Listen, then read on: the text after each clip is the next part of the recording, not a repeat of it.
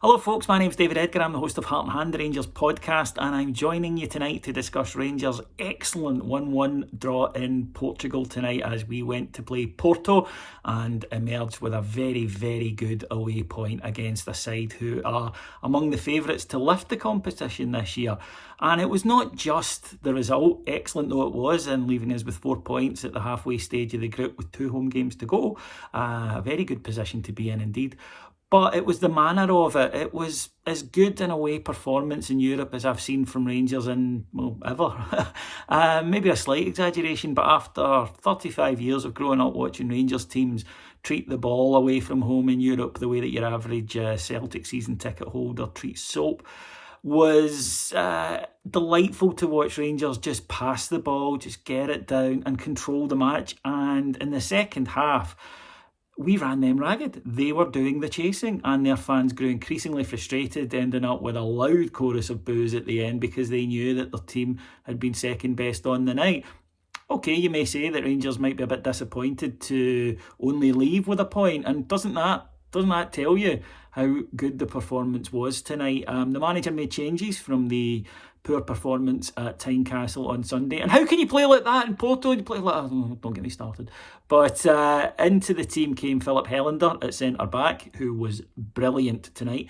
The boy he was up against, Marega, I've seen quite a few times doing our Champions League show on Patreon, and trust me, he is excellent. He's top drawer. He will go on to play in a big league for a big club, and he got no change out of Phil Helander tonight. He was superb. In midfield, Ryan Jack, great to see him. He returned to the side as well.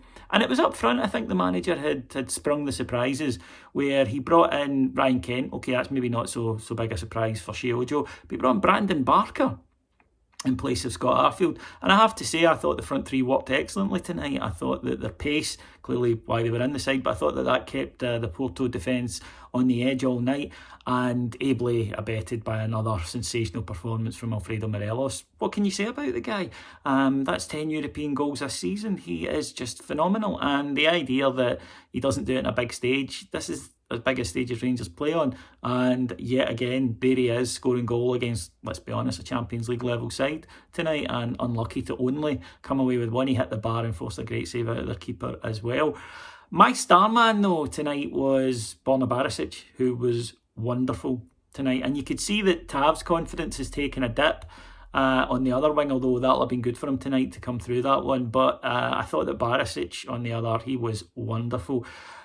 Rangers' goal was a goal so beautiful that many Rangers supporters are currently in the process of launching divorce proceedings so that they can propose to it.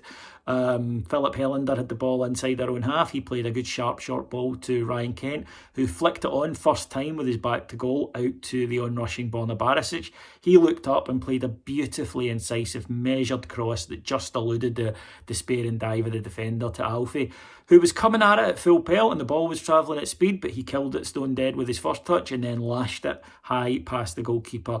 You won't see a better goal than that in Europe all week. You won't see a better counter-attacking goal than that all season. It was sharp, it was incisive, it was everything you want. And Rangers deserved it, because after a start where I thought we looked all right for 15 minutes, a wee bit kind of nervy, but all right, they then got control of the game. Rangers started to give the ball away, and I thought, oh, I've seen this movie before many times. And a mistake from Ryan Jack, uncharacteristic. He looked, I think, a little bit rusty in the first 20 minutes. Obviously hadn't played for a bit, and that's an unforgiving environment to go in and try and get your feet again. But after that, like the whole team, he came out of a game and he was the superb Ryan Jack we're used to these days. But he gave the ball away. The player still had a fair bit to do, Diaz, but he's lashed an unstoppable missile, arrow, whatever you want to call it, into the top corner past Alan McGregor, who had no chance.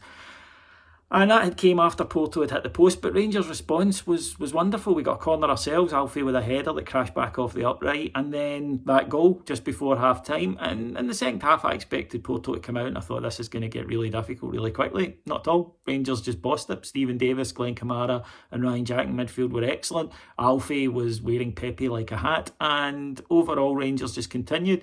We were a bit unlucky. Another delightful ball by Borna Barisic, maybe even better than the first one that Alfie's got his head to, but the keeper's made a great save.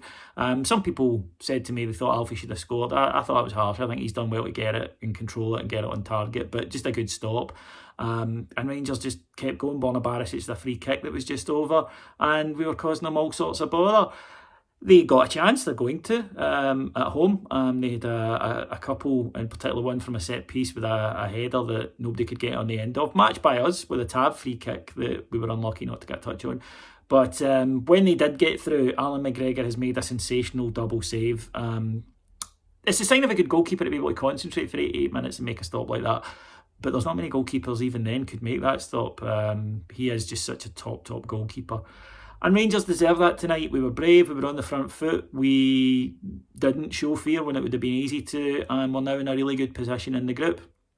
There's nothing we've seen from young boys, even though they won tonight, or from Porto to suggest we can't beat them at Ibrox, and 2 wins I'm sure would get us through the group. So it's all to play for us, but of course with Rangers we'll enjoy tonight and then back to the league on Sunday, where we go to, or we don't go, we're at home to Motherwell. I'll be back on here after that, but if you want to hear more reaction to this, the post-match reactions up, we'll have the tactical analysis of it, then go to our Patreon site. It's patreon.com/heart and hand, and I'll be back with a free show on Monday night. That's from Apple, Acast, anywhere you get your podcasts, free, always will be. That'll be out Monday night, and we'll go over the Motherwell game and tonight. So I'll talk to you all here on YouTube on Sunday. Until then, have a wonderful weekend. Take care. Bye bye.